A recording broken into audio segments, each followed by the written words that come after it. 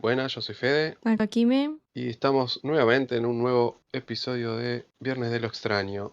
Acuérdense de seguirnos en redes, tenemos Instagram, Viernes de lo Extraño, Viernes de LE. Ahí me pueden escribir, me pueden contar sus historias paranormales, me pueden sugerir temas. Yo en las semanas estoy poniendo cajas de comentarios para que me comenten anónimamente lo que quieran, por si quieren contar algo y lo quieren contar anónimamente, me lo pueden contar. Bueno, el tema de hoy es un tema que a mí me encanta, y creo que nos gusta a la mayoría, que es Egipto. Estuve seleccionando temas porque hay mucho material para hablar, porque Egipto en sí es un misterio, que hasta el día de hoy muy pocas cosas tienen respuesta. De hecho, hace poco se descubrieron unas cámaras gigantes supuestamente abajo de las pirámides, que no se sabe cómo las fabricaron, cómo las hicieron sin maquinaria, ¿no? Así que, pero bueno, eso lo dejamos para más al final, que lo voy a comentar un poquito, que lo quiero también dejar para una parte 2 porque, como les digo, encontré mucho material. Esta semana estuve viendo entre videos, podcast, todo de Egipto y encontré muchísimo. Pero bueno, hice todo un resumen bastante resumido porque si no tenemos un programa de 3 horas, ¿no? Así que bueno, pueden,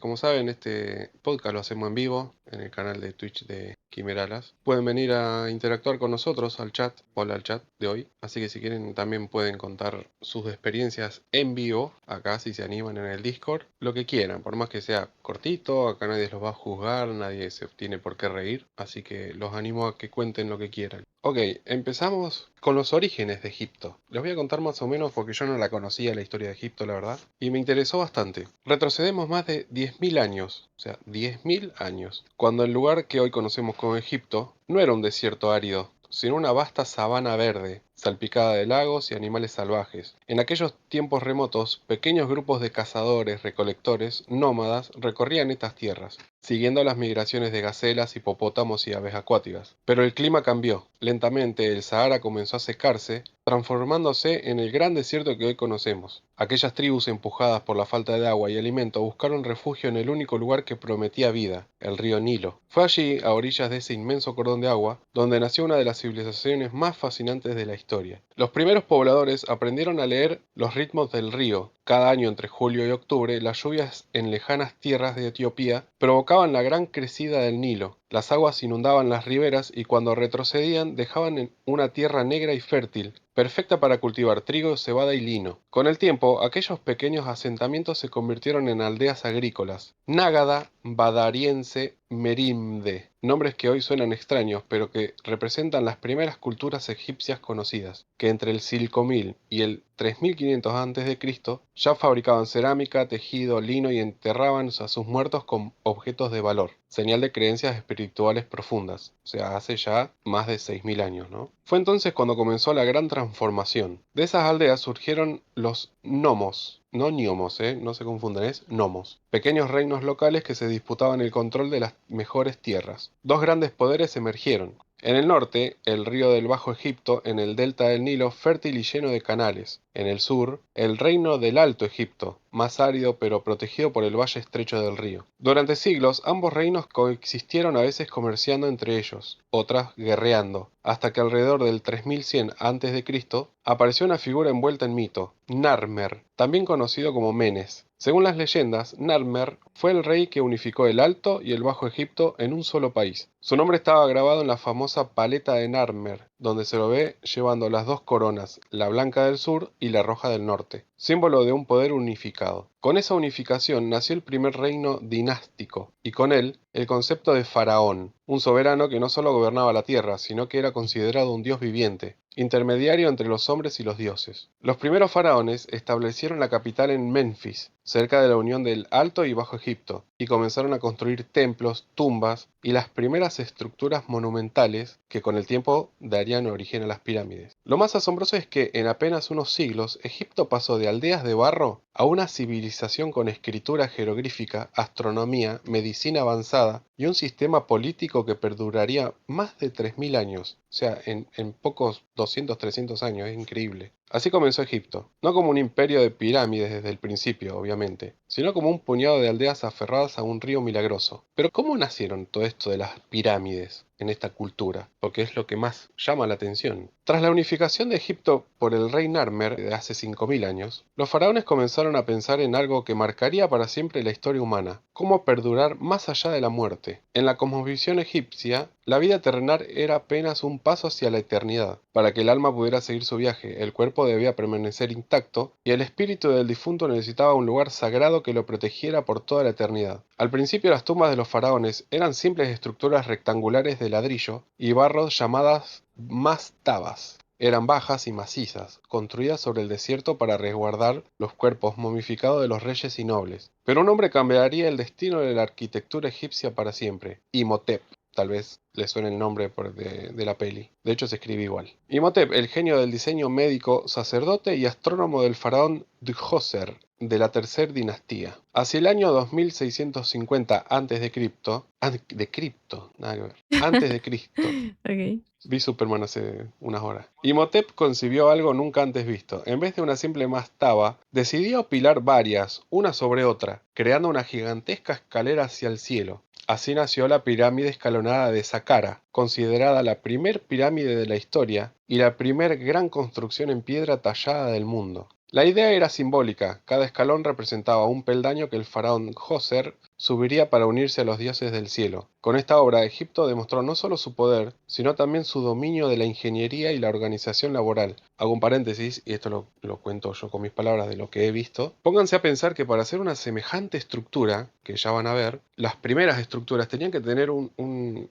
estudio del suelo, un estudio de materiales, un estudio de cómo construirlos. ¿De dónde sacaron ese conocimiento? De hecho, bueno, yo más adelante le voy a contar, pero las que quisieron hacer después, años después, fue un total fracaso. Pero bueno, no voy a spoilear lo que voy a contar después, sigo. Miles de obreros, artesanos y arquitectos trabajaron durante años, transportando enormes bloques de piedra caliza a través del desierto, guiados por un conocimiento casi matemático de las estrellas y los solsticios. Pero este era solo el comienzo. Los faraones de la cuarta dinastía llevaron este arte a su máxima perfección. En la meseta de Giza, a orillas del Nilo, surgieron las pirámides más famosas del planeta, de los cuales yo les voy a hablar en un rato. Estas esculturas no eran simples monumentos, eran máquinas espirituales diseñadas para conectar el mundo de los vivos con el de los dioses. Cada ángulo, cada alineación astronómica, cada jeroglífico tenía un propósito ritual. Las pirámides no eran solo tumbas, sino portales a la eternidad. De hecho, ni siquiera dicen que son tumbas. Hace poco se descubrió que, por lo menos, Keops no es tumba. Lo más fascinante es que, tras el auge de las grandes pirámides,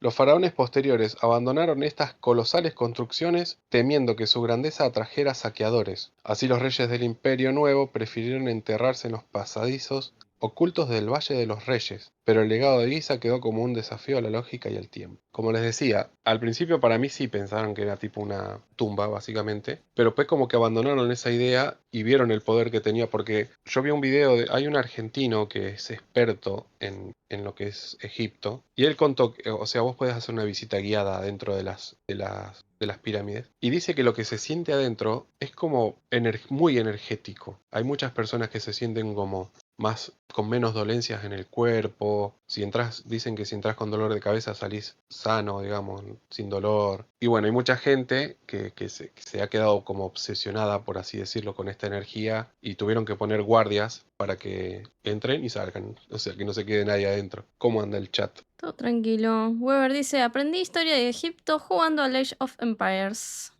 De hecho, con los juegos se aprende muchísimo. Sí. Yo con, por ejemplo, el God of War, aprendí mucho, mucho de la historia griega, mucho. Con los Assassin's Creed aprendo mucha historia de la Revolución Francesa, sí, también del Antiguo Egipto. La verdad que los juegos son muy didácticos últimamente. Está muy bueno eso. Bueno, vamos a hablar un poquito de las pirámides, sus tamaños y detalles. De las tres pirámides, básicamente, porque en total creo que son más de 130, pero las que más conocemos son las tres gigantes que están en Giza, ¿no? La primera es la pirámide de Keops, que es la más grande. Construida alrededor del 2570 a.C., es la más antigua y más grande de las tres. Fue erguida para el faraón Keops, de la cuarta dinastía. En la antigüedad era conocida como Akhet Khufu, el horizonte de Khufu. Tiene una altura de 146,6 metros. Hoy mide aproximadamente 138,8 por la erosión y la pérdida de la cúspide. O sea, vieron que se desprendió la punta, digamos. De hecho, dicen que tenían punta de oro. La base mide 230,4 metros de lado, formando un cuadrado casi perfecto. pesa alrededor de 6,5 millones de toneladas. Se calcula que 2,3 millones de bloques de entre 2,5 y 15 toneladas cada uno la componen. O sea, cada cuadrado que la componen pesa 2,5 a 15 toneladas cada uno. ¿Cómo trasladaron eso? Es más, este hombre, el argentino que es experto, dicen que vos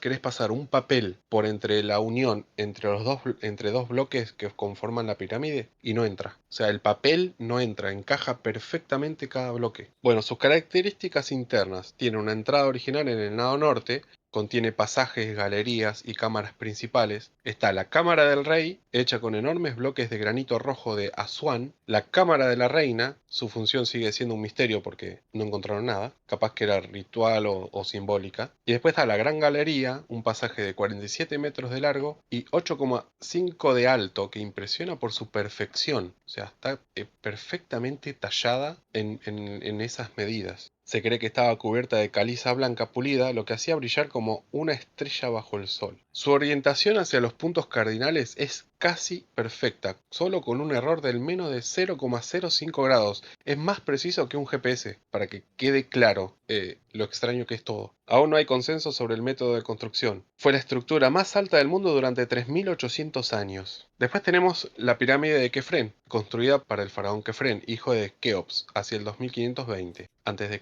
Se ubica en el centro del complejo y visualmente parece la más alta por estar edificada en un terreno ligeramente más elevado. La altura original es 143,5 metros, hoy 136 por la erosión. La base tiene 215,3 metros de lado y la pendiente es más pronunciada que la de Keops, lo que acentúa su apariencia majestuosa, o sea, es como que va más en punta la que está en el medio. Su interior es más simple que el de Keops, con un sistema de corredores y una cámara funeraria en el centro. Todavía conserva parte del revestimiento de caliza blanca en la cima, lo que permite imaginar cómo lucían las pirámides en su esplendor. Esa es la que tiene la partecita en la punta, vieron que está como rota, tiene como una parte lisa en la punta. Bueno, aparentemente tiene una relación con la gran esfinge que está ahí a unos metros. Frente a su pirámide se encuentra la gran esfinge de Giza, una colosal estatua de 73 metros, con 20 de altura, tallada directamente en la roca. Se cree que representa a Kefren, aunque algunos investigadores sugieren que podría ser más antigua. De hecho, se dice que es como una entrada secreta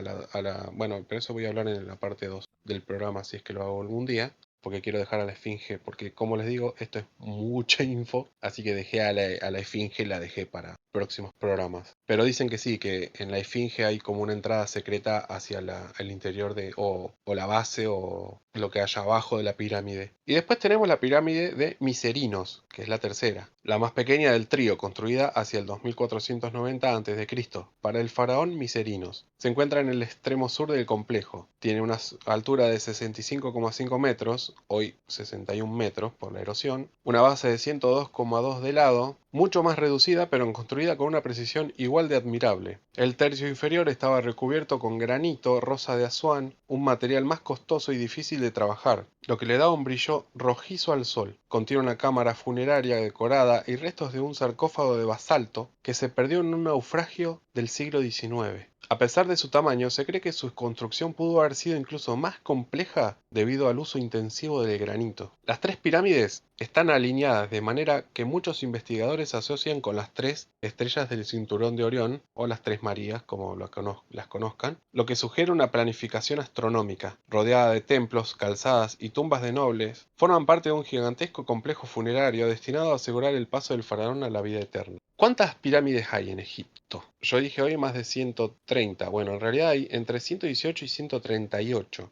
El arqueólogo egipcio Ayman el-Shaher confirmó en 2008, perdón, que el número de documentados es de 118. Pasa que hay muchas que, como les contaba, siglos después de las primeras construcciones de estas pirámides, las más majestuosas, hubo un faraón que quiso recrear pirámides, pero se ve que no tenía el conocimiento que tenían siglos atrás y se les derrumbaba. O sea, como no tenían el estudio de suelo, no tenían el estudio no eran precisos los cálculos, la forma de construir. Entonces al poco tiempo se caían, o sea, no sobrevivieron. Por eso en pie creo que son 118, pero fueron de 130 a 138 la total. Y no solo están en Giza, se extienden a lo largo del valle del Nilo, principalmente en la región de Memphis, cerca de El Cairo actual, donde se concentraron la dinastía del Reino Antiguo. Las pirámides escalonadas, las más antiguas como la de Djoser, después tenemos las pirámides clásicas o lisas, las de cara lisa como las de Giza, y después tenemos las pirámides tardías, más pequeñas y de menor calidad de épocas más recientes, el Reino Medio y el periodo tardío, como yo les decía, son esas que básicamente no tenían el mismo conocimiento que siglos atrás. Es increíble que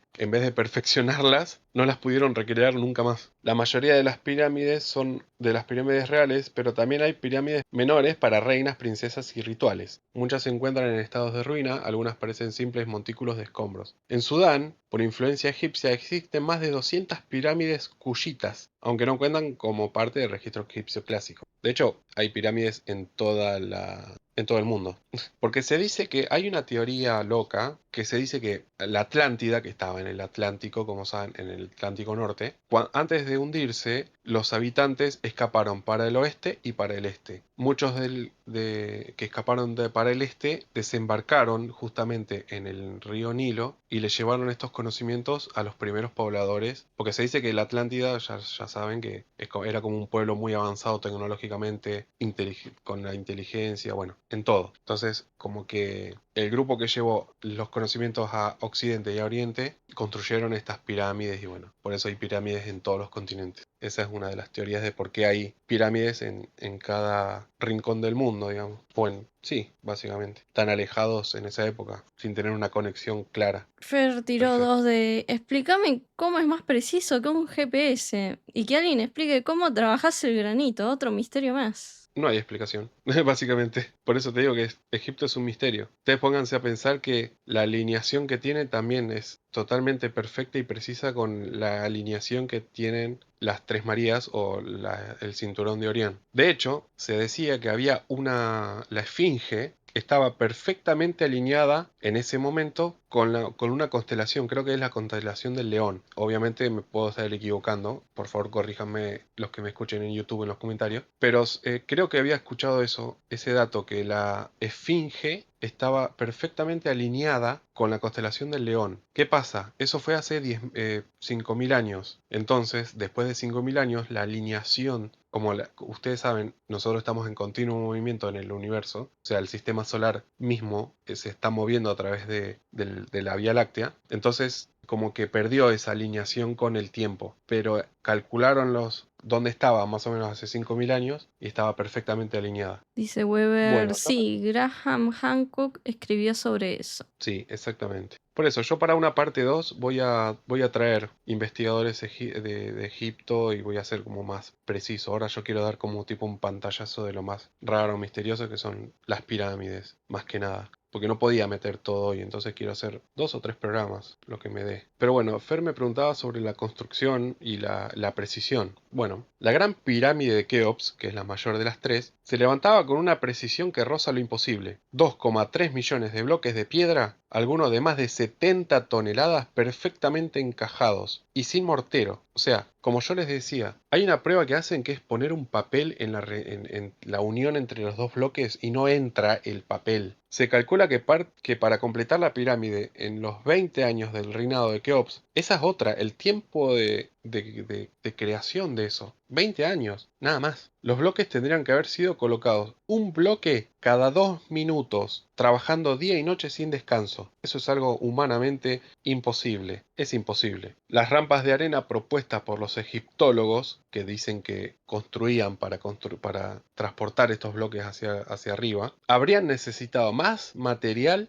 que la propia pirámide y no hay restos claros de ellas, o sea, no hay restos, no hay nada, restos de la maquinaria, nada, no hay restos de nada de cómo las hicieron, ni siquiera en los jeroglíficos muestran cómo hicieron las pirámides. Algunas piedras provienen de canteras situadas a 800 kilómetros, como los bloques de granito rojo de Asuán. O sea, ¿cómo los transportaron sin ruedas, sin grúas, sin camiones, sin nada de eso? Los ingenieros modernos admiten que replicar esta obra con tecnología actual sin maquinaria pesada sería una hazaña colosal. Ahora vamos a hablar de los matemáticos y astronómicos. Las pirámides no son solo gigantescas, su alineación es casi perfecta. Hacia el norte verdadero, la Gran Pirámide está orientada con un error de apenas 0,067 grados, algo que ni siquiera los edificios contemporáneos logran fácilmente sin GPS. La constelación de Orión, el patrón de las tres pirámides, coincide casi exactamente con las tres estrellas del cinturón de Orión. Esta constelación en la mitología egipcia representaba a Osiris, dios de la resurrección. Con relación a la Tierra, la altura original de Keops, esto es increíble, 1,46,6 metros multiplicada por 43,200 da el radio polar de la Tierra. Su perímetro dividido por el doble de su altura revela el número pi. O sea, ni siquiera se conocía el número pi y esta gente ya lo usaba miles de años antes de que los griegos lo definieran. O sea, ¿son conocimientos o un conocimiento perdido? ¿Cómo?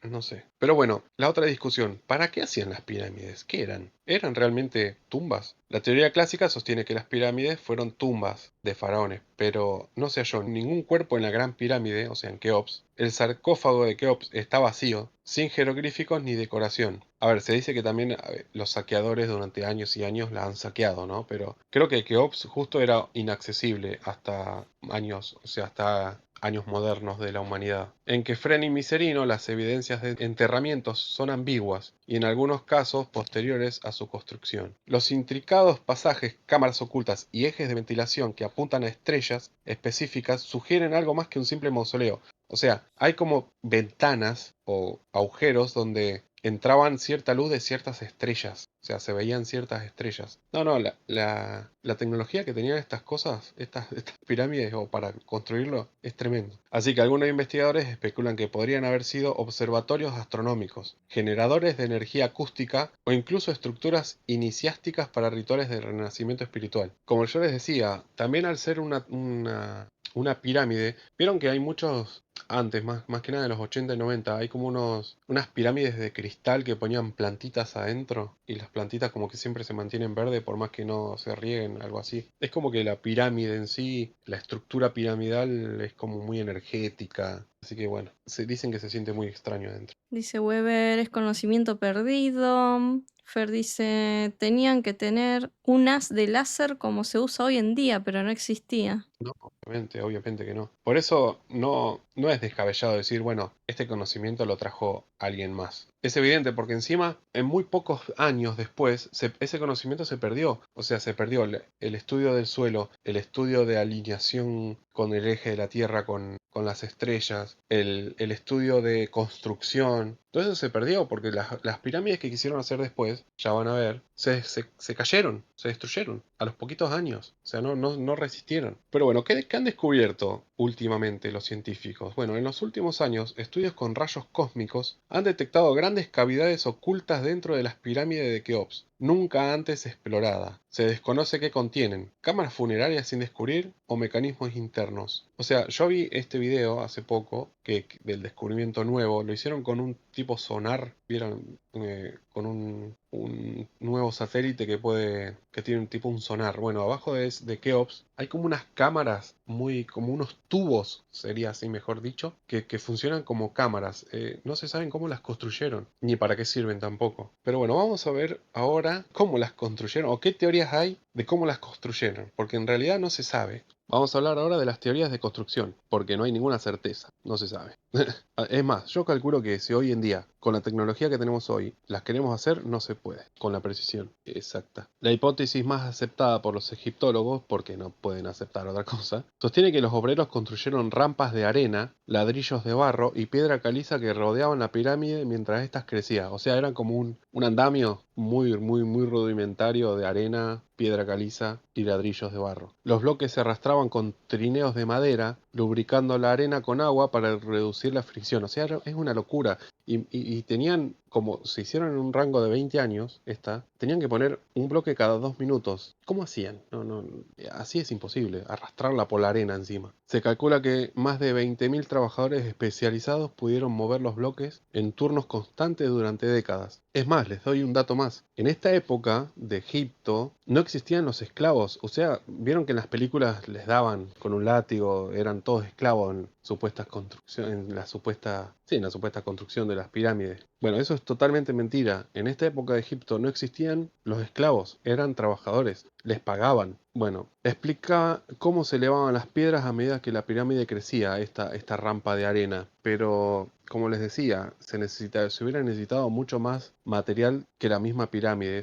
No sé si es viable. Las rampas habrían sido enormes, algunas más largas que la propia pirámide, y no hay restos concluyentes de su existencia. O sea, no quedó nada, de cómo las construyeron, ni siquiera un elemento, nada. Hay una segunda teoría que dice la teoría de las piedras moldeadas. El químico francés Joseph Davidovit propuso que muchos de los bloques no fueron tallados y transportados, sino fundidos en el lugar. O sea, como que vieron cómo se hacen los ladrillos de barro, los ladrillos así, el ladrillo de la casa, bueno, algo así. Los antiguos egipcios habrían usado una mezcla de caliza pulverizada, arcilla, agua y natrón para crear un tipo de concreto geopolimérico.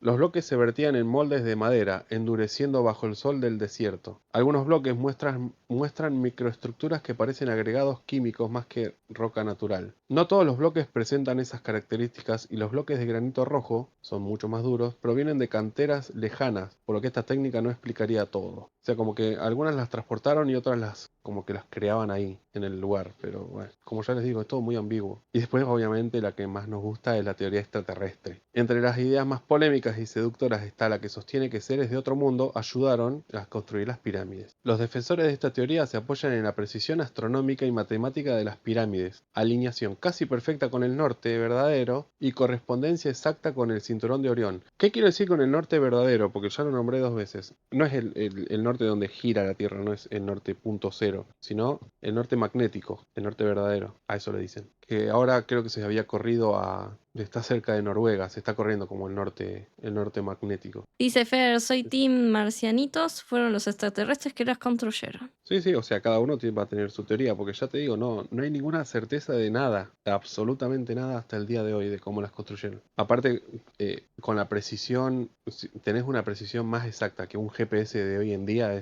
Señala que algunos bloques de granito pesan más de 70 toneladas, imposibles de mover con las herramientas de la época. Ya les digo, ahí se usaban pura madera y piedra. Antiguos textos egipcios hablan de los dioses que descendieron del cielo y están interpretados por algunos como visitantes extraterrestres, obviamente. Según esta visión, las pirámides serían faros de energía o marcadores cósmicos, quizás construidos como parte de una red planetaria para guiar naves o transmitir información a las estrellas. Por eso les digo, es como que la pirámide en sí, como que o encierra energía o emite energía, porque dicen que cuando vos entrás, la energía de tu cuerpo como que cambia, no sé, hay gente que fue muy incrédula y cuando entró sintió cosas raras en el cuerpo. Bueno, chicos, aprovecho a decir que si quieren aportar algún dato, contar algo, lo pueden hacer. Bueno, como les decía, años después quisieron replicar otros faraones estas impresionantes pirámides, pero no les fue muy bien, porque ya les digo, no sé si el conocimiento se perdió o no sé. Pero tenemos la pirámide acodada. Antes de las grandes pirámides de Giza, el faraón Snefru, padre de Keops, fue el verdadero pionero. Su primer experimento ambicioso fue la llamada pirámide acodada. Esta fue anterior, mira. El problema de los constructores comenzaron con un ángulo de inclinación muy empinado, cerca de 54 grados. A mitad de la obra, los muros internos comenzaron a mostrar grietas y riesgo de colapso. Para evitar el desastre, redujeron el ángulo a 43 grados, creando el extraño codo o cambio de pendiente que hoy le da su nombre. O sea, tiene como un quiebre a la mitad. Aunque sigue de pie, esta pirámide es un testimonio de ensayo y error. Los egipcios aún no dominaban el peso y la presión de los millones de toneladas de piedra. Después tenemos la pirámide roja. Tras el problema de la pirámide acodada, Snefru no se rindió. Construyó la pirámide roja, considerada la primera pirámide perfecta de caras lisas. Aunque esta sí resistió, fue en realidad el aprendizaje que permitió a su hijo Keops lograr la perfección en Giza. O sea, con esta pirámide roja ya hicieron la de Keops. Después tenemos la pirámide negra. Siglos después, durante el Reino Medio,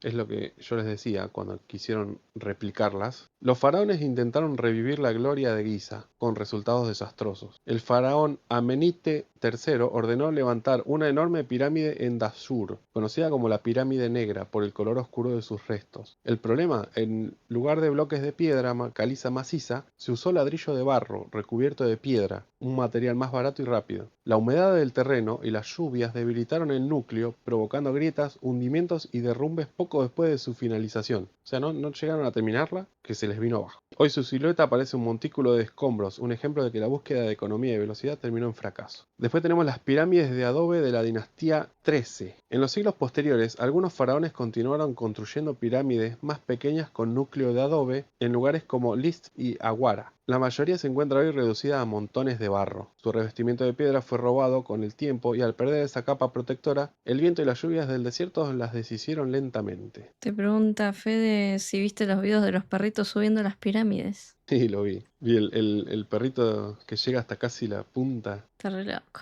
Sí, sí, lo vi. Por eso le digo, o sea, es impresionante que no solo, no te digo miles de años después, sino que unos pocos años después, serán 200 años después, quisieron replicarlas y no pudieron. O sea, ¿dónde quedó ese conocimiento si no habían pasado tantos años? Pero bueno, ¿qué se descubrió últimamente estos últimos años de 2020 para acá? Se descubrió el gran vacío en la pirámide de Keops. Usando radiografía de muones, muografía, investigadores detectaron un gran espacio vacío con una sección similar a la de la Gran Galería, con al menos 30 metros de longitud, ubicado sobre la Gran Galería, o sea, arriba. Este descubrimiento fue verificado con 3 tecnologías distintas de detección de muones de diferentes posiciones. Después se descubrió el corredor oculto encima de la entrada principal de Keops. En 2023, el proyecto Scan Pyramids anunció un corredor sellado de unos 9 metros de largo por 2 metros de ancho, inmediatamente sobre la entrada principal de la Gran Pirámide. Se descubrió usando tecnología de muones, radares, ultrasonidos y exploraciones no invasivas. Aún no se sabe con certeza su propósito. Podría ayudar a redistribuir la carga de la entrada, podría conectar a otras cámaras o simplemente tener una función estructural. Un estudio reciente de Simulation of Moon Topography Project que analiza cómo colocar detectores para mejorar resolución interior de la Gran Pirámide. Están haciendo como una tipo radiografía de la pirámide últimamente. Por eso se descubrieron estas cámaras, estas cavernas en formas de tubos para abajo. Así que vamos a ver qué viene a todo eso. Yo hace poco vi la noticia de estos tubos, estas cámaras subterráneas que hay abajo de la pirámide. Ah, bueno, y hay un comité científico que quiere restaurar Miserino, que es la que más dañada está. Vamos a ver si se los permite el gobierno, porque estaban con problemas ahí de si dejarla así o restaurarla, viste que por ahí la restauramos y la cagamos. Bueno, encontraron anomalías detectadas con radar cerca del complejo de Giza. Hay una detección de una anomalía en forma de estructura poco clara en L con el uso de radar de penetración. Al oeste del cementerio en Giza, realizada con un equipo egipcio-japonés, se encontró cavidad subterránea, pero aún no se ha determinado la forma exacta ni contenido. También hay referencias a estructuras llenas de arena, posiblemente cámaras antiguas, demolidas. O sea, hasta el día de hoy se siguen descubriendo cosas en Egipto, es impresionante. Todo gracias a tecnología de satélite y sonares mucho más avanzados. Pero bueno, ¿cuál es la función exacta de estos espacios vacíos que se están encontrando? ¿Son decorativos, estructurales, rituales, cámaras perdidas? Aparte, ¿cómo se ingresaba a esos lugares? Y bueno, también hablan algunos videos de cómo restaurar esto, porque la verdad que Miserino está muy, muy dañada. Y lo quieren restaurar, pero ¿cómo lo restaurás sin dañar lo original? O sea, es muy complicado. Bueno, y otra cosa, entonces vamos a cambiar un poquito de tema, pero seguimos en Egipto, obviamente. Otra cosa de los que les quería hablar era de los famosos faraones. Yo elegí dos, que son los más famosos, como decía. Elegí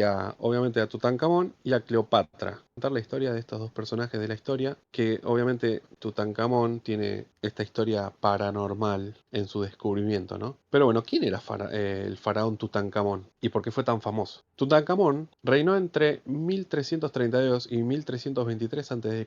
en plena dinastía 18. Subió al trono con apenas 9 años, en un Egipto que venía de un periodo convulsionado. Su padre, Akenatón, había intentado imponer el culto monoteísta al dios Atón, provocando una crisis religiosa. El pequeño rey restauró el culto a Amón y devolvió poder a los sacerdotes, pero su reinado fue breve. Murió alrededor de los 18 o 19 años, sin herederos y en circunstancias que todavía se debaten. Algunos estudios hablan de una fractura en la pierna izquierda infectada, otros apuntan a malaria. Hay teorías de conspiración que sugieren un asesinato para disputarle el trono. Debido a su corta vida y a que su tumba no era de los principales, su nombre cayó casi en el olvido hasta 3300 años después. En noviembre de 1922, El arqueólogo británico Howard Carter, financiado por Lord George Herbert Carnarvon, descubrió en el Valle de los Reyes una entrada sellada casi intacta. Tras años de excavaciones sin éxito, Carter halló una escalera que descendía hacia una puerta con sellos de los necrópolis real. El 26 de noviembre de 1922, Carter realizó el primer agujero en la pared de la cámara. Al introducir una vela, vio destellos de oro y objetos nunca saqueados. Fue el descubrimiento más importante de la egiptología. Dentro hallaron más de 5.000 objetos, carros, joyas, estatuas, armas, alimentos y amuletos. 4 ataúdes, encajados uno dentro de otro, el último de oro macizo. La icónica máscara funeraria de 11 kilos de oro y piedras semipreciosas. Muebles, perfumes y hasta sandalias decoradas con la figura de los enemigos de Egipto para que el faraón los pisara simbólicamente en la eternidad. Todo estaba sellado casi como el día en su entierro. Poco después del hallazgo, los periódicos sensacionalistas comenzaron a hablar de una maldición del faraón. Según la leyenda, una inscripción hallada en la tumba advertía: la muerte vendrá con alas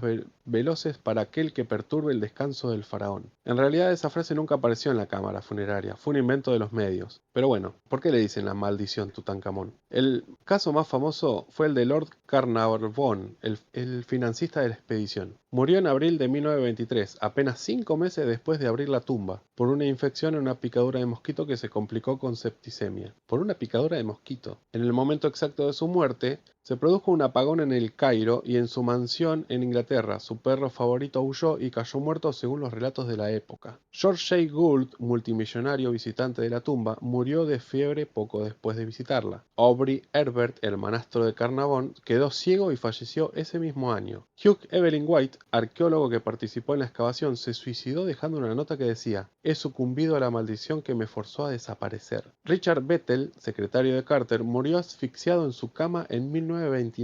Su padre, Lord Westbury, se arrojó desde un edificio meses después. En total, se cuentan al menos 20 muertes relacionadas directa o indirecta con la expedición en los años siguientes. Curiosamente, Howard Carter, el descubridor principal, vivió hasta 1939 y murió de causas naturales a los 64 años, lo que debilita la idea de una maldición letal para todos. Pero, a ver, ¿cuál es la explicación científica que dieron para esta maldición de Tutankamón? La que más aceptada está es la de hongos y bacterias. El aire de la tumba, sellada durante 3.000 años, pudo contener Aspergillus niger u otros hongos tóxicos. Al abrirla, los exploradores inhalaron esporas que causaron infecciones respiratorias letales en personas con defensas bajas. De las 58 personas que encontraron la tumba, solo 8 murieron los primeros 12 años. La tasa de mortalidad no fue significativamente mayor que la de la población de esa época, o sea, es muy sensacionalista esto, porque, o sea, ni siquiera fue tanta coincidencia con las muertes. El poder de la sugestión y el miedo pudieron agravar enfermedades ya preexistentes que tenía esta gente. Fer ¿Me sigue escuchando? comenta,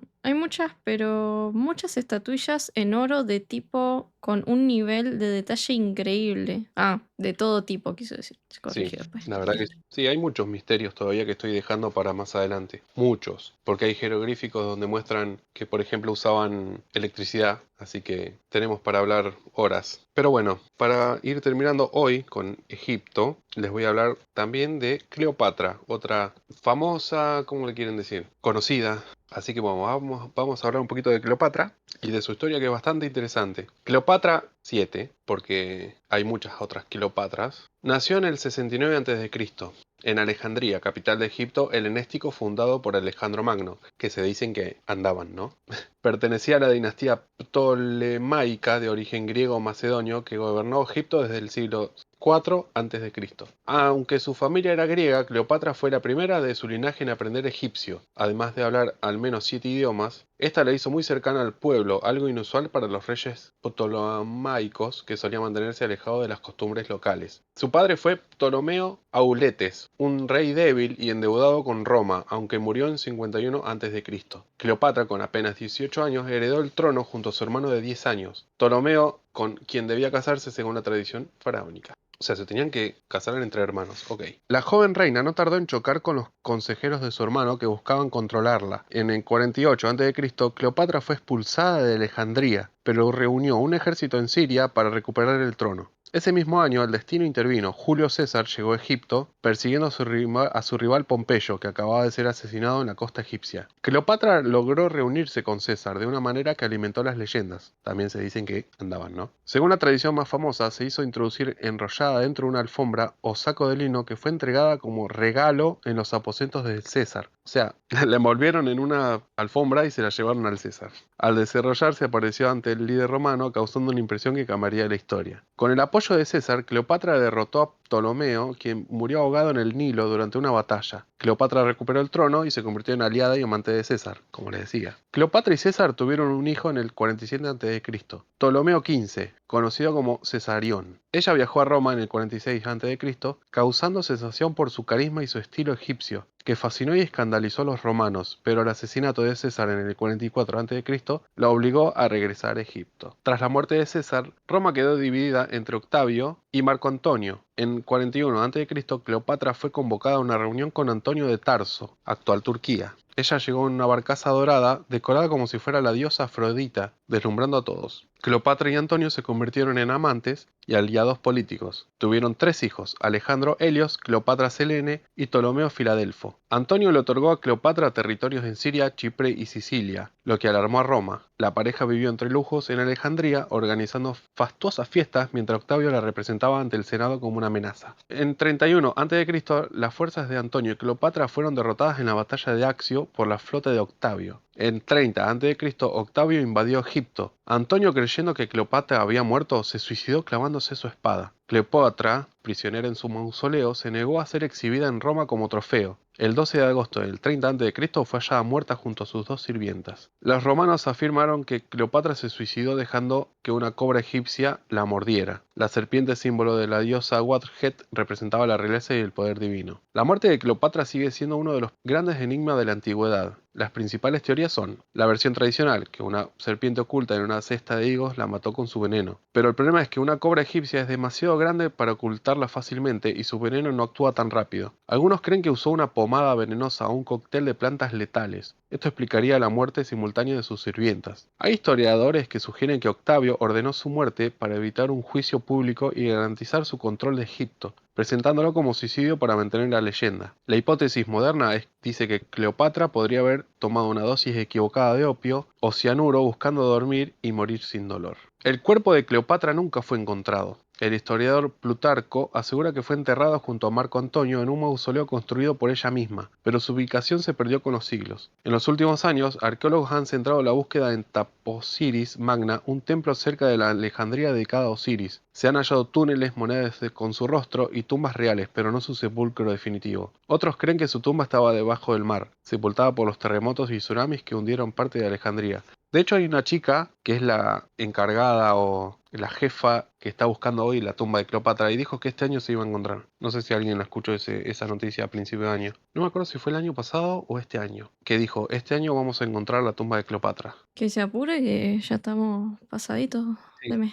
Sí, no, pero por eso te digo, no sé si fue noticia de este año o del año pasado. Creo que fue de este año, principio de año. La chica creo que es colombiana, venezolana, bueno, es latino, es latina. Y está encargada de buscarle la tumba de Cleopatra. O está abocada a eso y dijo, este año la vamos a encontrar. Pero bueno, Cleopatra no solo fue una amante famosa, fue una estratega política que supo usar el poder de la diplomacia y el encanto para proteger a Egipto frente a las potencias romanas. Algunos historiadores creen que no era tan hermosa como la retratan, sino que su seducción radicaba en su intelecto, carisma y capacidad de persuasión. Las monedas de su época muestran rasgos marcados, nariz prominente y mandíbula fuerte. No era muy agraciada. Otras teorías la ven como una protofeminista que luchó para mantener la independencia de Egipto frente a Roma. Su hijo Cesarón, proclamado rey de reyes, fue ejecutado por Octavio, poniendo fin a la dinastía ptolomaica. Y así termina la historia de Cleopatra. Así que tampoco es tanto como la pintan en las películas. Recuerden, gente, seguirnos en redes sociales, YouTube, Spotify, Instagram, Viernes de lo Extraño en todos lados. Pueden contar sus historias en comentarios o mandar mensajito privado al Instagram. Y si quieren parte 2 de Egipto, un like. Así nos enteramos, un comentario, algo. Like y suscríbanse. Sí, y les agradecería mucho que me sugieran temas también que quieran escuchar, que quieran que yo investigue, porque se me van acabando las ideas un poco, pero todavía tengo para varios. Yo por ahí en la semana les estoy poniendo unas votaciones para ver qué quieren escuchar o qué tendencia hay. Así que ya más o menos sé a lo que la gente le interesa. Así que por favor síganme en el Instagram, como dijo Belu. Bueno, y noticia de la semana. La verdad, no hubo ninguna interesante, salvo que siguen hablando del objeto interestelar Atlas, pero hasta que no tenga más datos concretos, que más o menos el perihelio se da en octubre, así que ahí creo que ahí lo van a investigar a fondo. No quiero volver a hablar de ese objeto, así que vamos a dejarlo en paz unos días. Y bueno, la noticia que les pude traer es un bólido que pasó por mi ciudad, Bahía Blanca, y se vio muy clarito, en La Pampa también. ¿Qué fue lo más destacado de la semana? Este bólido meteorito bastante grande porque dejó una estela de vapor bastante aparatosa en el cielo, que nada, distrajo un poco la vista de todos nosotros los que... Va, yo no lo vi, pero vi la estela, pero fue bastante vistoso este meteorito bólido en mi ciudad. Así que hasta acá el programa de hoy. Quiero agradecer a todos los que estuvieron en el chat, a todos los que me escriben y me ayudan votando. Y bueno, síganos en redes, como dijo Belu. Muchas gracias. Nos vemos la próxima. Adiós.